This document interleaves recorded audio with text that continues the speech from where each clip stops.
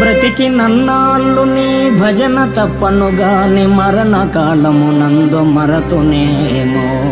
ఆ వేళ యమదూతలాగ్రహంబున వచ్చి ప్రాణముల్ పెకలించి పట్టునప్పుడు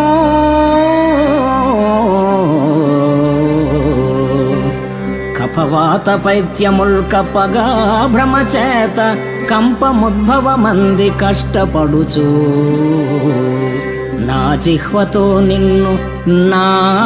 జిహ్వతో నిన్ను నారాయణ నారాయణ నారాయణ ఎన్నుచు పిలుతునో శ్రమ చేత పిలువలేను.